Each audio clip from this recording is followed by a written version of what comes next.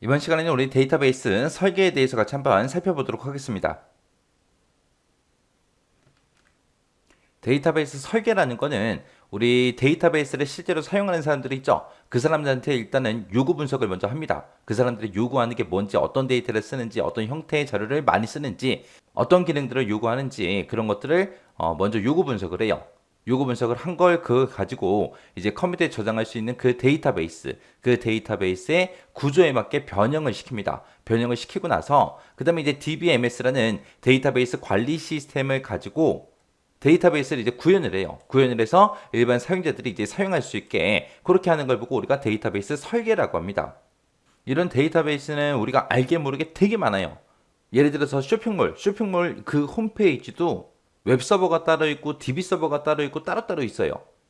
우리가 어떤 특정 쇼핑몰 같은 데 들어가서 회원가입을 해요. 그러면 내가 회원가입할 때 작성한 것들이 전부 다 그 사이트의 어딘가에 저장이 되겠죠. 그거는 이제 그 사이트에 데이터베이스 서버에, DB 서버에 이제 전부 다 그 내용들이 다 저장이 되는 거예요. 그런 회원들의 정보들, 그런 것들을 모아놓은 거. 그게 이제 하나의 데이터베이스가 되는 거고, 내가 만약에 자동차 보험 들었어요. 자동차 보험을 들고 나서 차를 끌고 다니다 만약에 사고 났어요. 사고 나서 이제 콜센터로 전화해서 내 이름 얘기하고 생년월일 얘기하고 하고 나면 내가 그 자동차 보험회사에 가입이 돼 있는지 안 돼 있는지 그런 것들이 전부 다 확인이 되죠. 그러면 그런 것도 전부 다 데이터베이스로 구축이 돼 있다는 거예요. 그리고 뭐 신용카드 회사도 마찬가지고요. 은행도 마찬가지고 전부 다 이런 데이터베이스가 다 있다는 얘기예요. 그래서 이 데이터베이스 설계라는 거는 데이터베이스를 이제 일반 사용자들도 사용할 수 있게끔 만들어주는 거. 그 과정을 보고 우리가 데이터베이스 설계라고 그렇게 이제 부릅니다.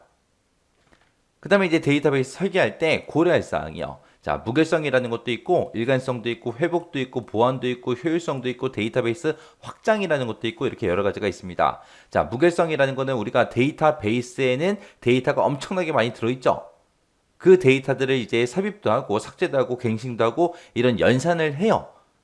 그렇게 이제 연산을 했을 때, 그 데이터베이스에 저장된 그 데이터가 정해진 제약 조건을 항상 만족해야 돼요. 만약에 그 데이터베이스에 들어있는 그 데이터가 중간에 오류가 생겨서 자기 마음대로 막 변경이 되거나 막 삭제가 되거나 그래 버리면 안 되잖아요.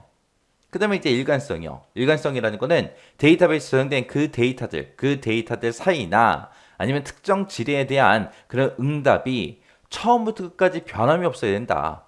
오늘 내가 어떤 특정 회원에 대해서 조회를 했을 때, 내일 조회했을 때 서로 다른 데이터가 나타나면 안 되잖아요.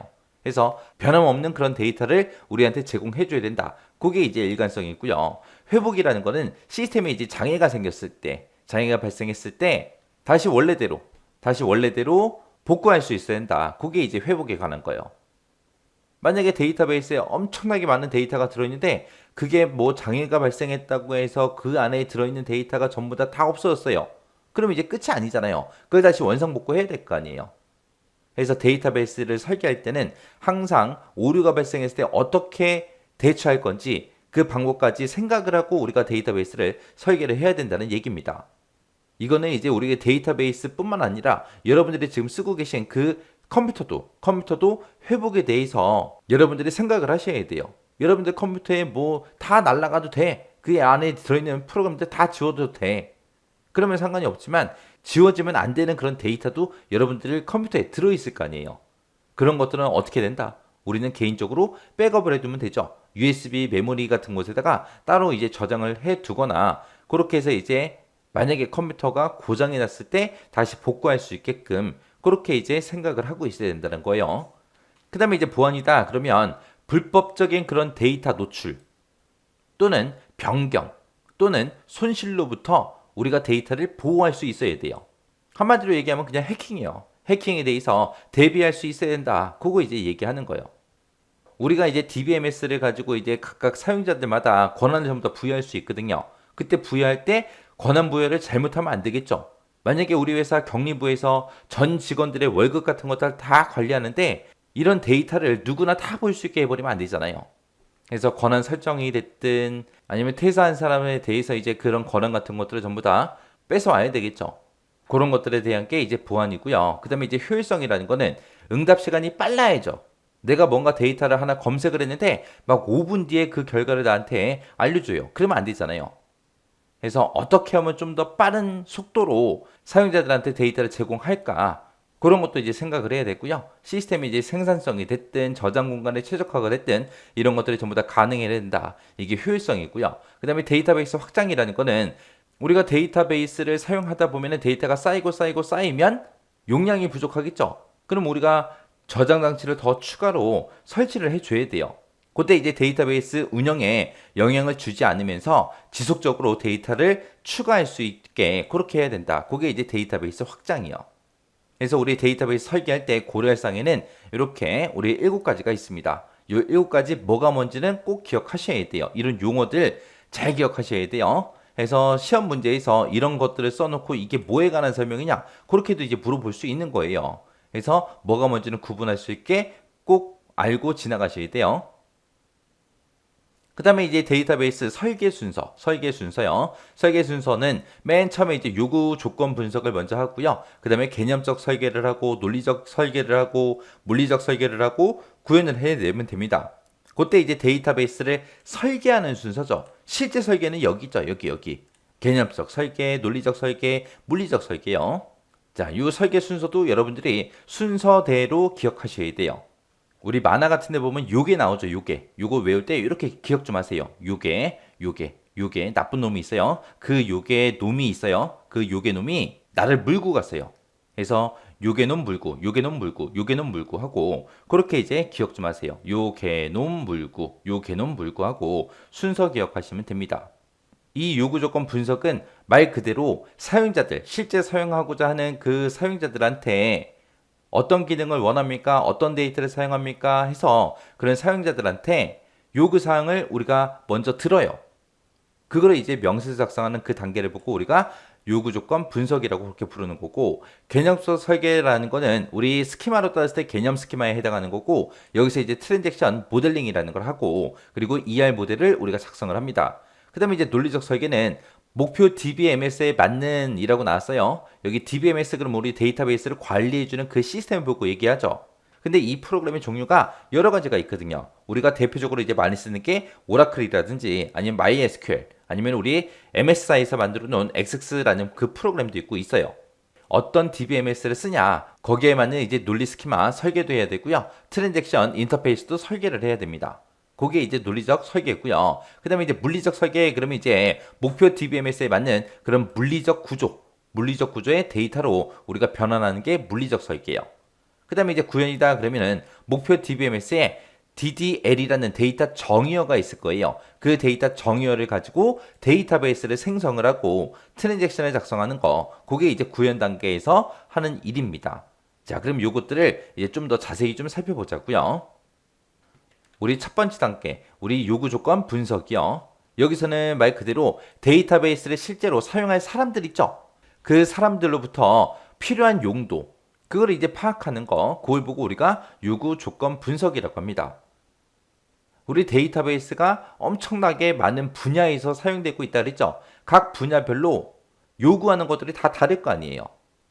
그래서 이 데이터베이스를 실제로 사용할 그 사람으로부터 필요한 용도를 파악하는 거, 그게 이제 요구 조건 분석이요. 그래서 각 분야별 이제 사용자들마다 수행하는 업무도 다 다를 거고요. 필요한 데이터도 다 다를 거예요. 그런 필요한 데이터 이제 종류가 됐든 용도가 됐든 처리 형태가 됐든 흐름이 됐든 제약 조건이 됐든 이런 것들을 이제 수집을 합니다. 수집을 한 걸 가지고 요구 조건 명세라는 거를 우리가 작성해요. 그러면 이 요구 조건 명세를 가지고 다음 단계를 진행하겠죠. 그래서 그 다음 단계가 이제 개념적 설계예요. 개념적 설계를 다른 말로 정보 모델링, 그 다음에 개념화, 그렇게 이제 부르기도 해요. 이 개념적 설계라는 거는 현실 세계에 대한 그런 인식을 추상적인 그런 개념으로 표현하는 그런 과정을 보고 우리가 개념적 설계라고 합니다. 여기서는 이제 개념 스키마 모델링과 트랜잭션 모델링을 병행 수행해요. 그때 이제 개념 스키마, 그러면 개념 스키마가 데이터베이스의 전체적인 그런 논리적인 구조를 보고 우리가 개념 스키마라고 했죠. 그런 것도 이제 모델링 하고요. 그 다음에 트랜잭션 모델링 한다 그랬는데 트랜잭션이라는 거는 우리가 어떤 특정 하나의 작업을 처리하기 위한 그런 논리적인 작업 단위를 보고 우리가 트랜잭션이라고 합니다. 만약에 보험회사에서 이제 어떤 직원이 어떤 특정 회원을 조회했을 때 그 사람이 이름하고 차 번호하고 어떤 보험에 가입했는지 그런 것들을 보고 싶다. 그랬을 때 그런 기능을 할 수 있게끔 이제 만들어줘야 되겠죠. 그런 걸 보고 우리가 트랜잭션 모델링이라고 해요. 이런 것들을 이제 병행 수행하는 것이 우리의 개념적 설계 단계예요. 해서 우리가 개념적 설계를 하기 전에 요구 조건 분석을 먼저 한다 그랬어요. 그때 이제 요구 조건 분석을 하게 되면 우리 요구 조건 명세서라는 거를 작성한다 그랬죠. 이 요구 조건 명세에 써져 있는 것들을 DBMS에다가 이제 독립적인 ER 다이어그램으로 그렇게 이제 작성하는 그 단계요. 그 단계가 개념적 설계 단계예요. 해서 DBMS의 독립적인 그런 개념 스키마를 설계를 하는 그런 단계를 보고 우리가 개념적 설계라고 그렇게 이제 부릅니다. 그 다음에 이제 논리적 설계 단계요. 이 논리적 설계 단계를 다른 말로 데이터 모델링이라고 그렇게 이제 부릅니다. 얘는 이제 현실 세계에서 발생하는 그런 자료들 있죠. 그런 데이터들이요. 그런 데이터들을 컴퓨터가 이해하고 처리할 수 있는 그런 물리적 저장 장치에다가 저장할 수 있도록 그렇게 변환하기 위해서 특정 DBMS가 지원하는 그런 논리적 자료 구조로 변환시키는 그 과정. 그걸 보고 우리가 논리적 설계 단계라고 그렇게 이제 불러요. 그래서 데이터를 검색을 할 때 어떤 필드로 할 건지, 그 필드의 데이터 타입은 어떻게 할 건지, 그리고 각각 데이터들 타입 간의 관계를 이제 어떻게 표현을 할 건지, 그런 논리적인 구조 데이터를 만드는 걸 보고 우리가 논리적 설계 단계라고 해요. 그래서 우리 개념적 설계 단계에서 개념 스키마를 설계한다 그랬죠. 이 논리적 설계 단계에서는 그 개념 스키마를 평가하고 정제하고 그리고 DBMS에 따라서 서로 다른 논리적 그런 스키마를 설계하는 그런 단계를 보고 우리가 논리적 설계 단계라고 하는 거고요. 여기서 이제 트랜잭션의 인터페이스를 이제 설계합니다. 그 다음에 이제 물리적 설계 단계요. 얘를 이제 우리말로 데이터 구조화 그렇게 이제 불러요. 이 물리적 설계 단계는 논리적 설계 단계에서 이제 우리가 논리적 구조로 이제 표현된 그런 데이터들 있죠. 그 데이터들을 물리적인 저장 장치에다가 저장할 수 있는 그 물리적 구조의 데이터로 변환하는 그런 과정을 보고 우리가 물리적 설계라고 합니다. 그래서 논리적으로 표현된 거를 물리적인 그런 저장 장치에 하드디스크에다가 어떻게 저장을 할 건지 설계하는 단계예요. 그래서 데이터베이스의 파일에 이제 저장 구조는 어떻게 할 건지, 액세스할 그 경로를 어떻게 할 건지 그런 것들을 이제 결정을 합니다. 해서 저장 레코드의 형식이 됐든 순서가 됐든 접근하는 경로가 됐든 조회 집중 레코드가 됐든 이런 정보들을 사용해서 우리 데이터가 컴퓨터에 저장되는 그 방법을 묘사하는 걸 보고 우리가 물리적 설계라고 그렇게 이제 불러요. 그렇게 이제 우리가 논리적 설계도 하고 물리적 설계도 하고 나면 그때 이제 도출된 그 데이터베이스 스키마를 파일로 이제 생성하는 그 과정을 보고 우리가 데이터베이스 구현이라 그래요. 구현. 얘는 이제 실제로 이제 만들어내는 거죠. 데이터베이스를. 그래서 우리가 데이터베이스 관리 시스템에 보면 여러 가지가 있다는데 그 중에서 이제 어떤 거를 사용하려는지 그 사용하려고 하는 그 DBMS에 보게 되면 데이터 정의어가 있어요. 그 데이터 정의어를 통해서 데이터베이스 스키마를 기술을 먼저 해요. 먼저 해서 컴파일을 통해서 이제 빈 데이터베이스 파일을 먼저 생성을 합니다. 왜? 맨 처음에 데이터가 없을 거 아니에요. 비어있는 그 데이터베이스 파일을 생성을 하고 그리고 응용 프로그램을 위한 그런 트랜잭션 같은 것들을 이제 작성을 합니다. 이런 데이터베이스에 이제 접근할 수 있는 이제 응용 프로그램 있죠. 그런 것들을 이제 작성하는 그 단계가 이제 데이터베이스 구현 단계예요. 얘네들은 이제 시험 문제 나오기 뻔하죠. 자, 요런 특징 같은 것들 쭉 써놓고요. 얘에 대해서 이제 써라. 그럼 데이터베이스 구현이 정답이 되겠죠. 아니면 이런 특징 같은 거 써놓고 이게 누구 거냐? 그렇게 이제 물어볼 수도 있는 거예요. 그래서 여기서 이런 특징들이 여러 개가 있잖아요. 각 단계별로 이제 여러 개가 있는데 이 여러 개를 다 외우면 참 좋겠는데 다 외울 수가 없어요. 우리 사람이잖아요.